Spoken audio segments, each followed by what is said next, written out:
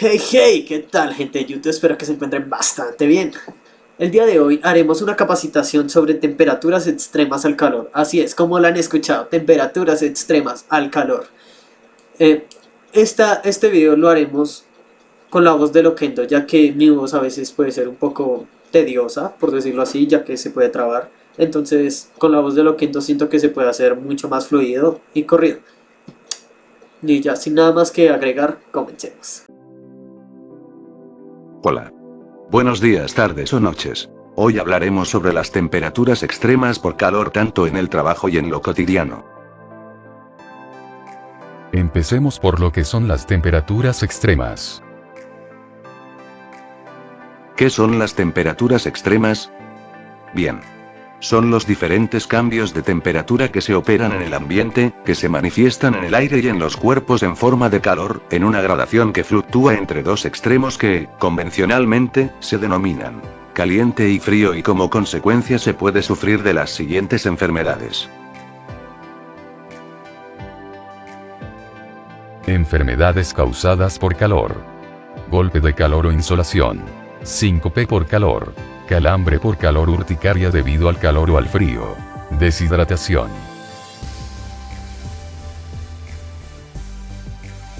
Bueno. Ahora, teniendo esto en mente, ¿qué pueden ocasionar estas enfermedades? El golpe de calor se produce cuando el organismo permanece a una temperatura alta mucho tiempo. Por ejemplo, suele producirse ante esfuerzos físicos intensos con altas temperaturas en el ambiente o, muy normal en nuestro país, ante la exposición prolongada de varios días a temperaturas elevadas, olas de calor, aunque, en este caso, los síntomas se desarrollan más lentamente. Los síntomas son fiebre alta, sudoración excesiva, taquicardia, respiración rápida, calambres o hinchazón. Insolación. La causa principal es la acción directa de los rayos del sol en el cuerpo. Los síntomas son sudoración excesiva, piel enrojecida, seca y caliente, y baja presión arterial. En casos más graves pueden aparecer delirios, convulsiones, incluso coma. Por tanto, la insolación podría entenderse como una forma de golpe de calor en la que la fuente de calor proviene del sol, por ende, los golpes de calor no solo se producen a consecuencia del sol. Síncope por calor. Después de estar largo tiempo de pie bajo el efecto del calor, se produce una vasodilatación periférica y alteración de la distribución sanguínea que puede desembocar en hipoxemia cerebral. Síntomas. Los propios del síncope, premonitorios. Sensación de calor, náuseas, bostezos, flatulencia y seguidos de debilidad, aturdimiento, palidez, sudoración, frialdad de manos y pies y eventualmente pérdida de conciencia. Calambres por calor. Son espasmos dolorosos e involuntarios del músculo que suelen ocurrir durante el ejercicio intenso en ambientes calurosos. Los espasmos pueden ser más intensos y prolongados que los típicos calambres en las piernas que aparecen durante la noche. Urticaria debida al calor. Una reacción a las altas temperaturas. La urticaria es una reacción alérgica que se produce en la superficie de la piel y que puede ser provocada por diferentes causas, entre ellas el calor. Leucodermia. Enfermedad que provoca la pérdida de pigmentación de la piel en ciertas áreas y ocurre cuando las células productoras de pigmentos mueren o dejan de funcionar. El tratamiento puede mejorar la apariencia de la piel, pero no cura la enfermedad. Bueno. Para que no te aburras y te mantengas atento, agregaremos curiosidades o haremos una actividad divertida. Todo sobre temperaturas, obviamente. Imagina esto. Tienes dos recipientes exactamente iguales, con uno de los recipientes viertes agua a unos 99 grados Celsius, y con el otro viertes también agua pero a una temperatura de unos 35 grados Celsius. Esto significa que está un poco caliente pero no se compara con el otro recipiente que contiene agua a más el triple de su temperatura. Luego metes los dos recipientes a un congelador. ¿Cuál crees que se congelará primero? Si piensas que es el recipiente con el agua que anteriormente tenía unos 35 grados Celsius, déjame decirte que tu respuesta es incorrecta. Sí. Parece que es lo más lógico, pero sorprendentemente esto no es así. El agua casi hirviendo fue el que se congeló primero. A esto se le denomina efecto Mpemba e increíblemente fue descubierto hace más de 2000 años por Aristóteles y este no fue el único. Francis Bacon y René Descartes también notaron este efecto tan impresionante y curioso. Pero aún así la ciencia no lo tuvo en cuenta sino hasta 1969 gracias a un estudiante de Tanzania que pudo apreciar en la fabricación de helados de leche. Pues observó que en la mezcla de helados calientes se enfriaba primero que la mezcla de helados calientes. Esto despertó un gran interés por este efecto que al parecer contrariaba las leyes de la física. Aún así han surgido una gran cantidad de teorías, aunque diversos científicos encontraban fallos en estas teorías. La teoría más aceptada nos sugiere que el incremento de la distancia de las moléculas de agua por el calor hace que los enlaces de hidrógeno que hay entre ellas se estiren a lo que provoca que se obtenga energía. Por el contrario, con el agua fría ocurre lo contrario, entre más frío hace más se unen estas moléculas entre sí derivando en la expulsión de esta energía. Entonces al final se deduce que cuando el agua tiene mucha energía, es decir, está caliente, se expone a una temperatura muy baja provoca que la expulsión de energía sea mucho más brusca que cuando el agua no tiene tanta energía almacenada. Ok, ahora hablaremos de mecanismo de autorregulación de nuestro cuerpo para mantener la temperatura corporal en la media. La temperatura normal de un humano oscila entre los 36 y 37 grados centígrados.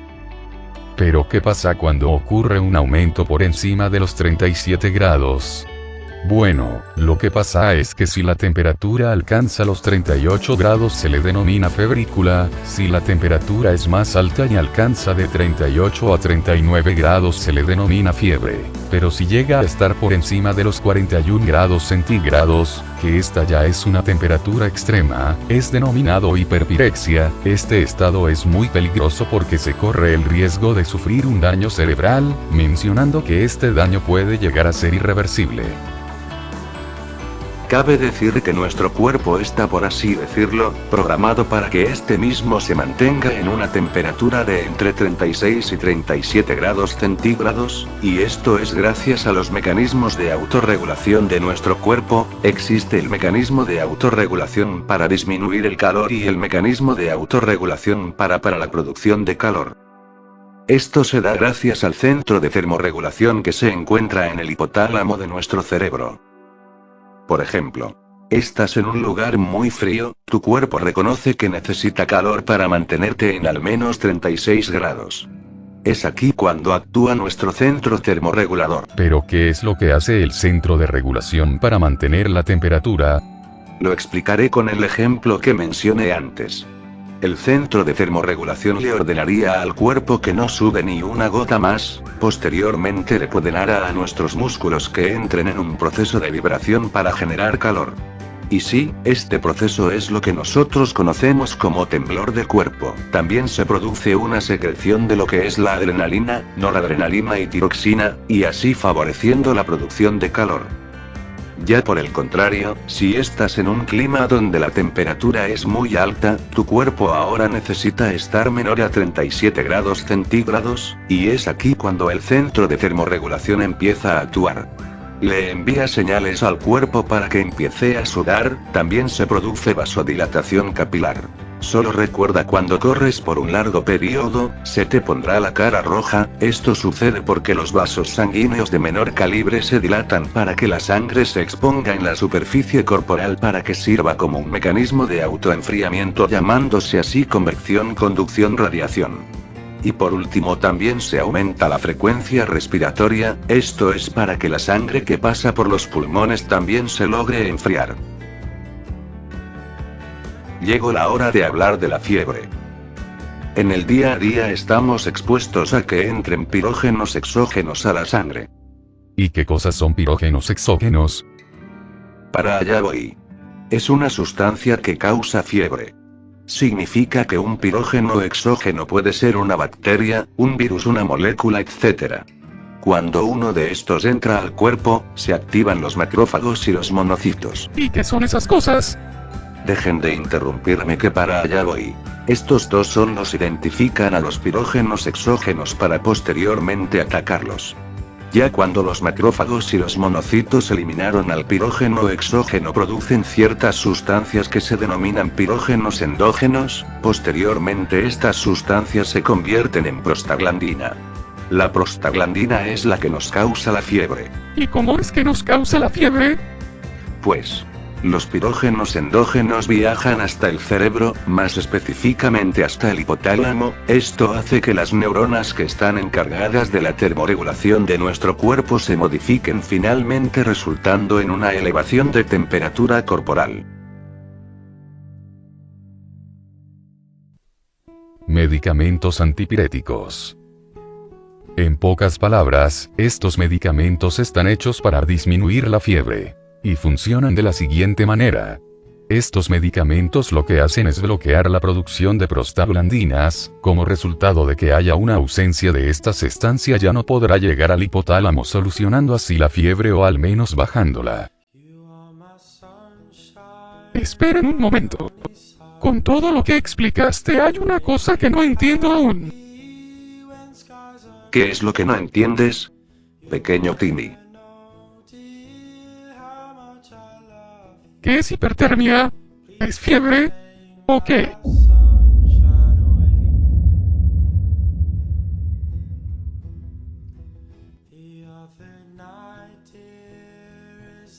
Buena pregunta. Hipertermia.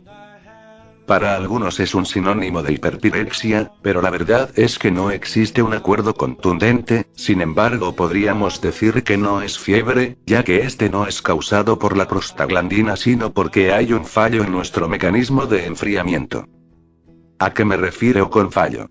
Bueno, pues básicamente lo que pasa cuando hay hipertermia es que nuestro cuerpo guarda el calor y no lo deja salir, porque nuestro centro termorregulador tiene una avería en el que provoca que el cuerpo se mantenga en una temperatura más elevada de lo normal. Con esta avería como desencadenante provoca que los mecanismos de enfriamiento que son la sudoración, la vasodilatación y el aumento de la frecuencia respiratoria no se presenten. Así es. Significa que el calor no puede salir de nuestro cuerpo. En otras palabras, nuestra capacidad para guardar el calor supera nuestra capacidad de expulsar el mismo.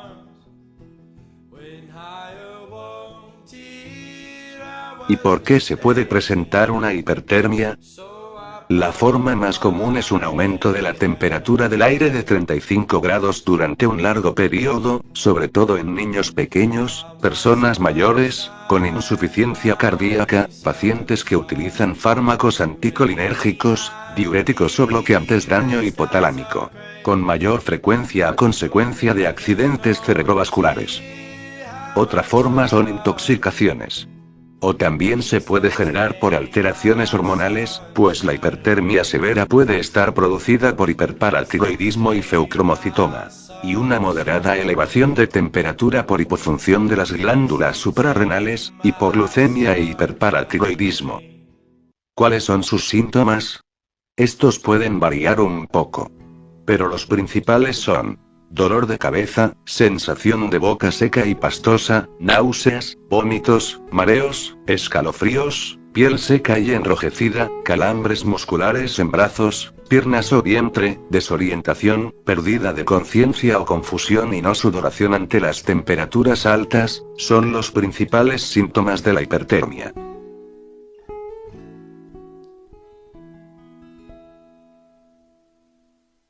Sigamos ahora con la susceptibilidad de nuestro cuerpo al calor. El cuerpo es susceptible al calor cuando éste se expone demasiado tiempo a una fuente generadora de calor como por ejemplo el sol o un horno, y el estar demasiado tiempo bajo lo anterior mencionado puede ocasionar un golpe de calor. Ahora, sabiendo esto, ¿cómo reacciona el cuerpo a la exposición al calor extremo? Bueno, la gente sufre de enfermedades relacionadas con el calor cuando el sistema de control de temperatura del cuerpo está sobrecargado. El cuerpo normalmente se enfría a través de la sudoración. Pero en ciertas condiciones, solo sudar no es suficiente. En estos casos, la temperatura corporal de una persona aumenta rápidamente. Cuando las temperaturas corporales son muy elevadas, pueden dañar el cerebro u otros órganos vitales. Son diversos los factores que afectan la capacidad del cuerpo para mantenerse fresco durante los días de calor extremo. Cuando la humedad es alta, el sudor no se evapora con suficiente rapidez, lo que impide que el cuerpo libere el calor rápidamente. Otras condiciones que pueden limitar la capacidad para controlar la temperatura son la edad, ancianos y niños de 0 a 4 años, la obesidad, la fiebre, la deshidratación, enfermedades cardíacas, enfermedades mentales, una circulación deficiente, quemaduras solares y el consumo de alcohol y de medicamentos recetados. Entonces, ¿quiénes son más susceptibles a las enfermedades relacionadas con el calor? Los más susceptibles a estas enfermedades son los bebés y niños de hasta 4 años de edad, las personas de 65 años de edad en adelante, las obesas y las que están enfermas o están tomando ciertos medicamentos.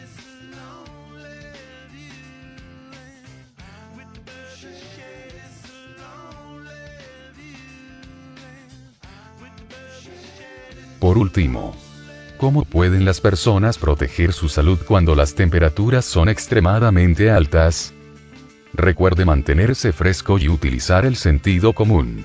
Beba líquidos en abundancia, reponga las sales y los minerales, lleve ropa adecuada y aplíquese un protector solar, reduzca su actividad, permanezca en un interior fresco, programe con cuidado las actividades al aire libre, acuerde un sistema de cuidado mutuo con sus amigos, vigile a las personas más susceptibles y ajústese al medio ambiente.